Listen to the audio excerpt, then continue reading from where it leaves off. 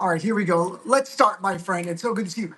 And welcome to the Dean Obeidallah Show, also known as Dean's Report Live. And joining us right now, I'm so happy, after constant begging to join, it's Ruth Ben-Ghiat, professor of history at NYU, author of the book Strongman Mussolini to the Present, also very popular Substack, Lucid, which people should sign up for. Ruth, nice to see you, my friend. You're awake after being at Zoran Mondani's party last night, so it's good to see you here. A little bleary-eyed, but it was well worth it. It was a very happy and hopeful event, and he gave a great speech. And it's like congratulating the over 100,000 campaign workers, and he was at 50,000 for the primary and increased to 100,000 for the final race, and that's quite an achievement.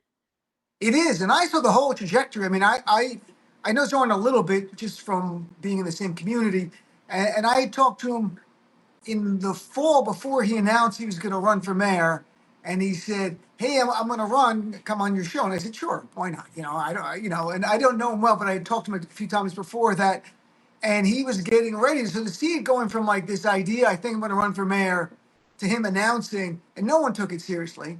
And we're like, No. you have no. I mean, all my friends who are in the Muslim community who are sort of players and raise money for candidates and stuff are like, he has no shot, And then because that was normal thought. I mean, he was at 1% approval. No name That's recognition was right. like 1%.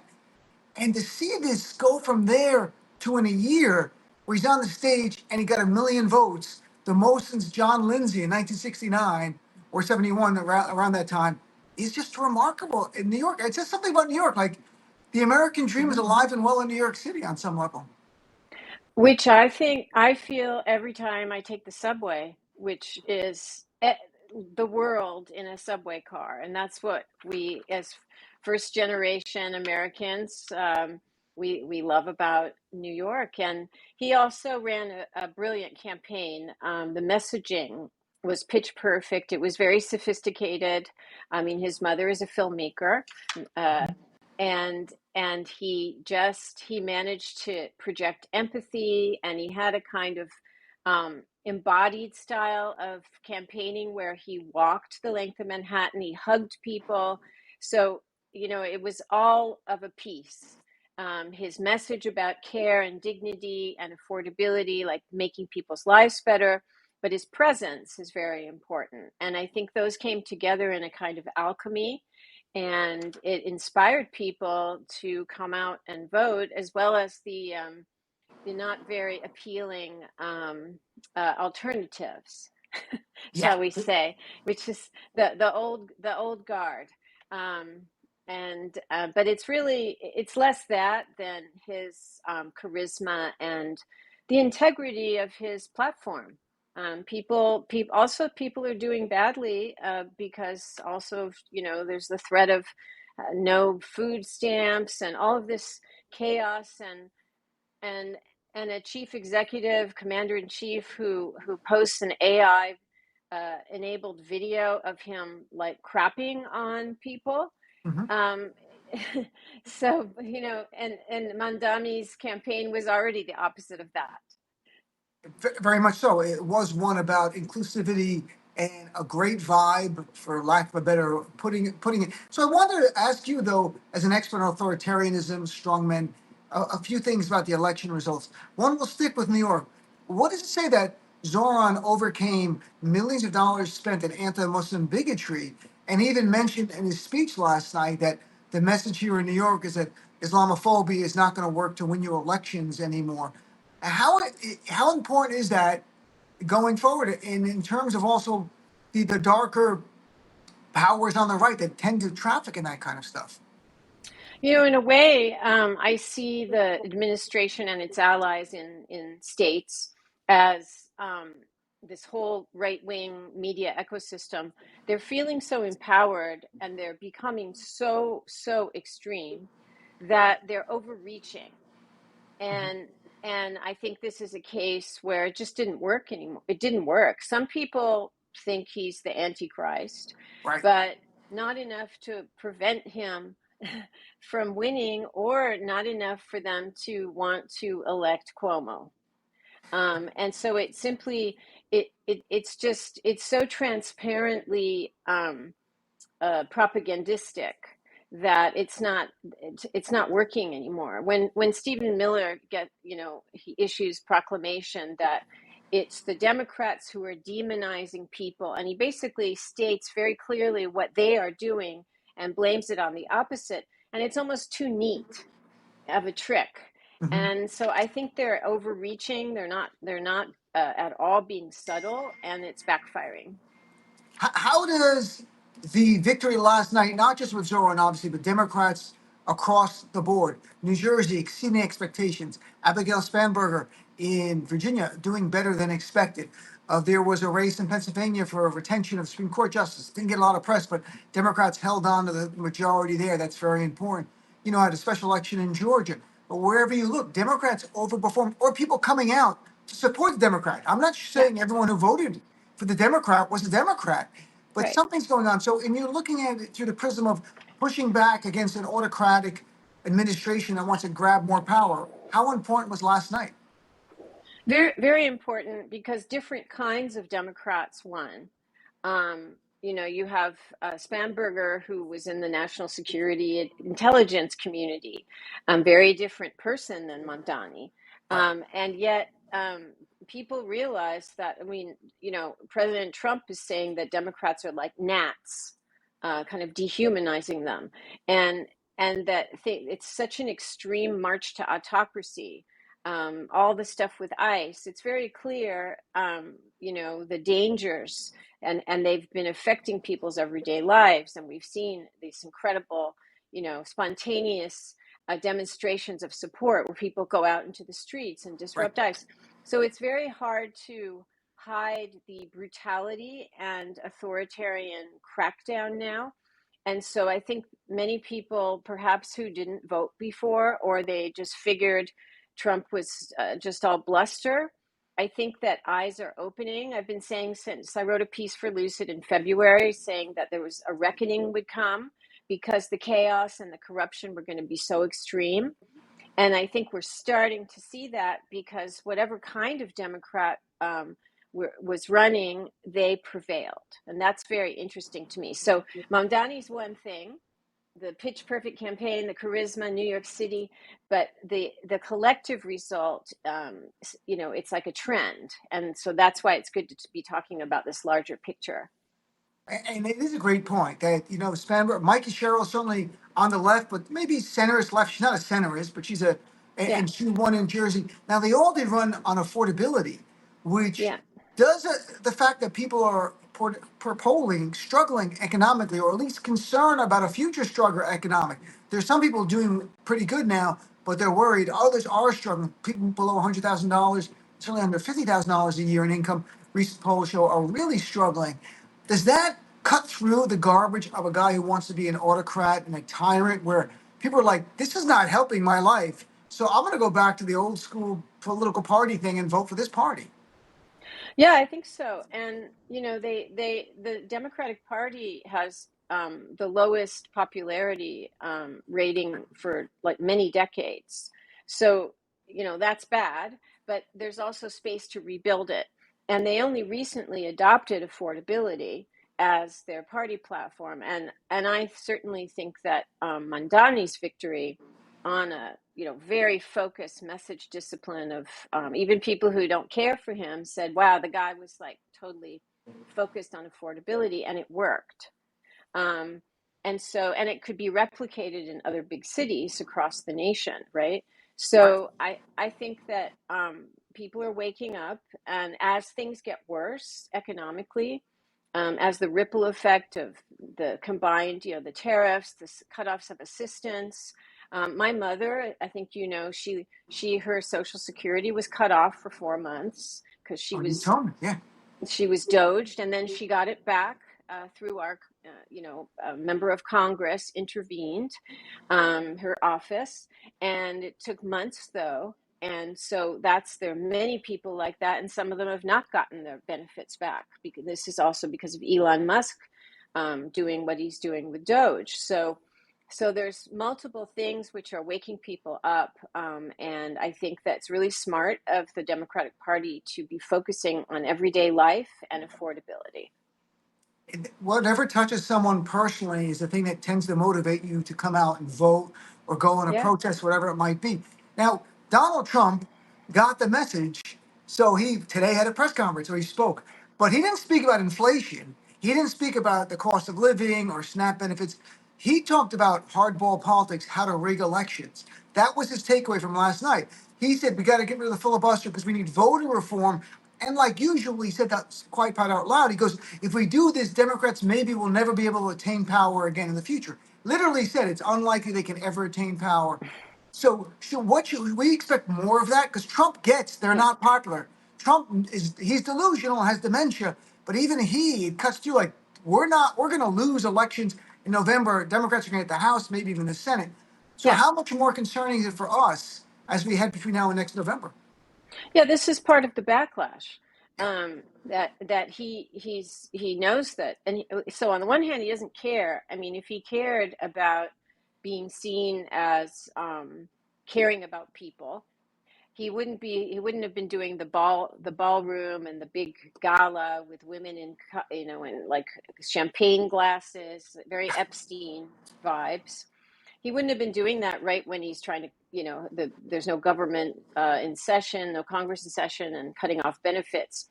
So, what is the solution of the autocrat? To rig the elections, and of course, claim that the elections are rigged by the opponent, because he's not. They don't plan to stop this plundering, and so the only recourse they have is to become more lawless. That's what happens when autocrats feel threatened. This happened in Turkey too, where Erdogan was so threatened by Imamoglu, the mayor of Istanbul, who was clearly, if he was allowed to run in a fair and free election, would have won the presidency and goodbye Erdogan. So Erdogan arrested him. So that's what they do. They either rig elections or they take rivals out of the mix, so they can't win. So if they because they're never going to stop being corrupt or brutal. They can't. Right. That's their playbook. So we can expect more of this, but this is where people are wise to this, and so I think there's going to be more protest of various forms. Um, Something is shifting in the collective consciousness and the awareness. And so that will shape the way that Trump's next moves of retaliation are seen by people. I believe that people are paying far more attention. Yeah, I don't know if it matters to him that we're going to call it out because he simply doesn't care. I mean, this is a guy who nothing is off the table with Donald Trump to remain in power way beyond 2028, but to keep control of Congress. He's yeah, the man who attempted a coup and incited a terrorist attack on the Capitol, and then pardoned the terrorists who attacked our Capitol. So yeah. nothing, things that we never ever thought as Americans a president would do, and he's done it. So that's a wake-up call. What about the other thing, intra-party politics with the Republican Party? And what I mean by that is, as Donald Trump is seen as a lame duck, people in his party will begin to defy him more, and some are going to start to run for 2028. And I wonder if we're going to see him get heavy-handed against even people in his own party as they start to step out of line, actually try to Mm-hmm. challenge him. Mm-hmm. What does anything from other autocrats give us an insight into where this might be going? Well, first of all, there's a history of this. Every time from when the first impeachment happened during his first term, every time there was a challenge to him, and include and GOP people who were still anchored to rule of law were going to vote for him. He drove his thugs against them, and they had death threats. Or he said, "I'm going to primary you." And so he's been doing this to the GOP for a very long time. He's been imposing discipline and squashing dissent. And look what happened to Mike Pence on January 6th, Yeah, or what was supposed to happen to him that by a miracle didn't happen, and he wouldn't get into the Secret Service car. He still won't talk about fully what happened there, but that was a message that was delivered to the rest of his party. So, and the other thing is that I wrote a recent essay in Lucid called Tina, There Is No Alternative. I saw that. Autocrats their egos and their maniac, desire for power and staying in power forever because they're afraid of prosecution, they're afraid of being, dismissed as irrelevant. They have this Tina doctrine that there's no alternative. They can't hear any talk about successors. Like nobody in Russia is talking about Putin's successor. And no matter how old they get, there can't be a successor. Um, and and so we still have shreds of democracy. We have a big opposition party. The courts are spurning his attempts. And so it'll be very interesting to see if um, Republicans do the obvious thing and band together in numbers sufficient to oppose him as he becomes more enfeebled or more just somebody who they feel is going to jeopardize their whole system they built up. Because this is a system, Dean. They built it up while he was out of power very effectively with the Heritage Foundation, Project 2025, the courts. There's too much at stake to let Donald Trump mess it up. And now we have the Broligarchs, and then Vance is there, but Vance is not popular because he's very unlikable.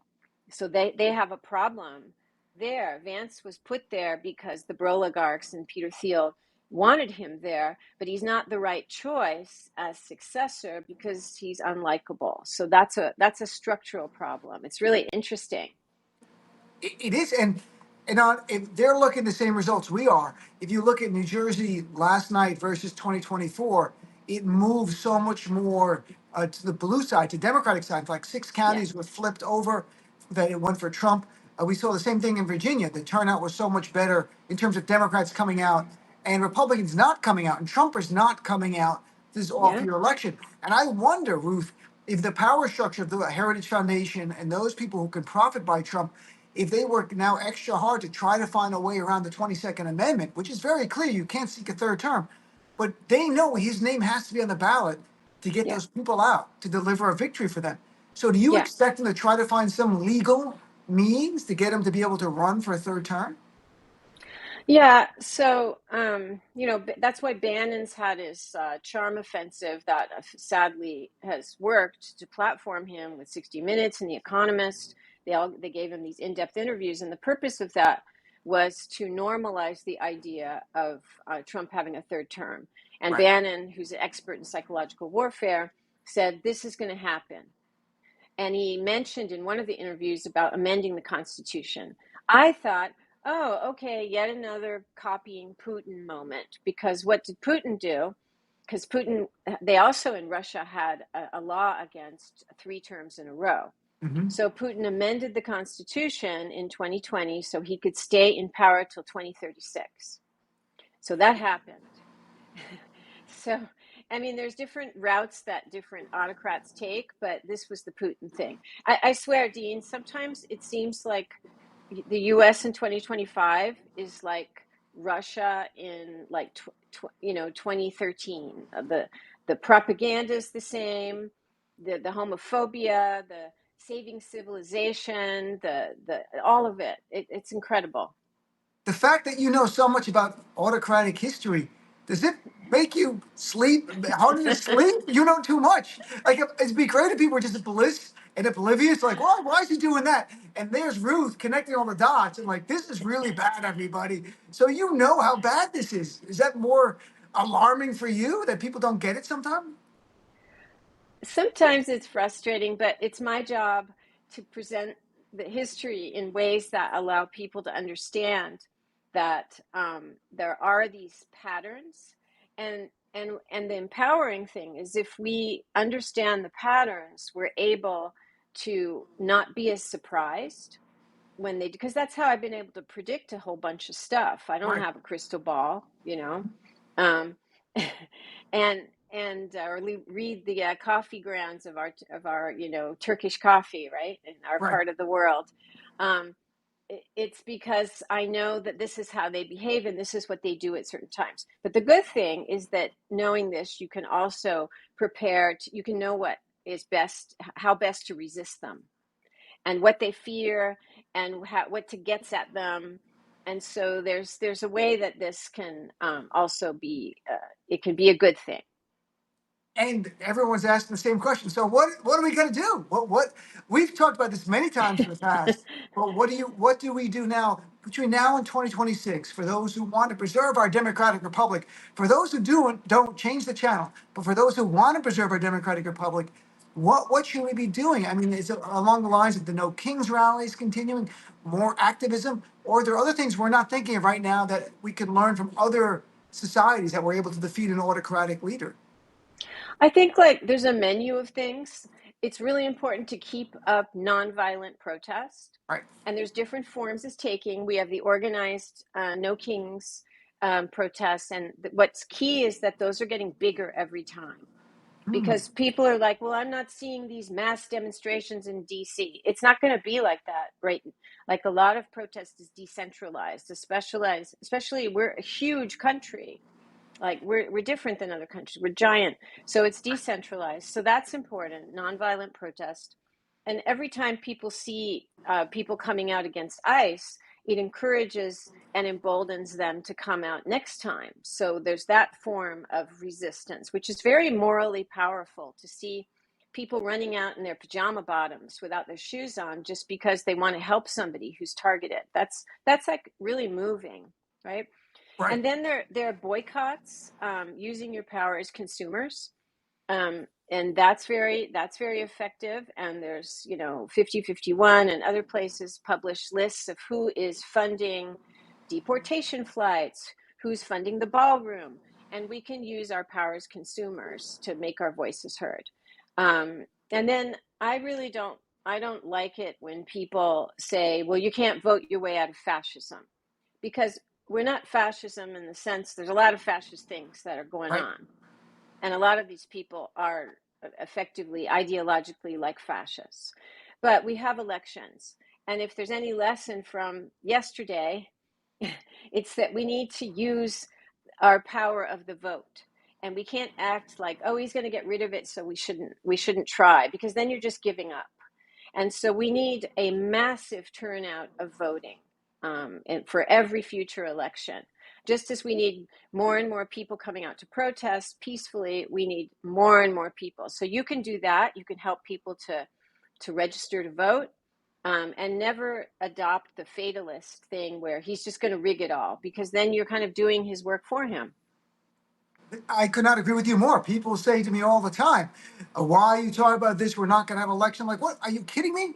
Yeah, And I also tell them Putin has elections. It's not like they're not going to have elections. It's yeah, just not going to be free and fair. So we're going to have elections. It's up to us and the attorney generals and Mark yeah, Elias and the lawyers who deal with voting rights in those organizations to keep them free and fair, to protect our elections going into them, to make sure the apparatus is all legitimate and checked and yeah. afterwards. So last thing, Ruth, before I let you go, we see things isolated sometimes. You see Donald Trump killing people on the open sea with no evidence they're doing anything. We see him building the ballroom and the bathroom with the gold platedness going on. We see him using the government as an apparatus to go after his political opponents. If people see them unconnected, is that part of the problem? Because I imagine you see a link between all of that. Yeah. So first of all, Putin has the same bathroom on one of his I saw a yachts, picture of that. and anyway, we won't go down that rabbit hole. But it is connected because um, as he's trying to take away rule of law at home, he's also trying to discredit international law. And that's the job of Hegseth, who tells the armed forces that their hands are now untied, that they don't have to have the old fashioned rules of engagement. So, lawlessness, Right. and plunder and showing off your corruption, those are things that every autocrat does. Donald Trump is a bit more showy because he feels very empowered. He's also doing things very fast, but it's the same old, you know what, um, as we've seen other places and times.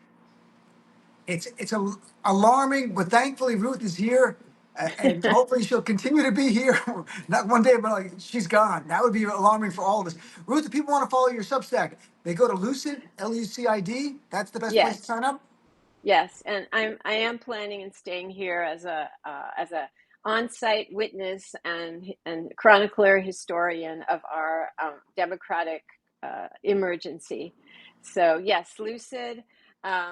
This is where I do almost all my writing, and that's. I hope to see you all there. And it's always a pleasure, Dean. Ruth, thanks so much for being on and making time and keeping up the great fight and making us all smarter and more alarmed, but smart about what's going on. And you give us antidotes to take down the autocrats, and that's really important. So thanks, my friend. Have a great day. Thanks everyone for tuning in. Appreciate it. We have a nice Okay, audience. Really appreciate it. Thanks everybody. bye Take care. everybody. Bye bye.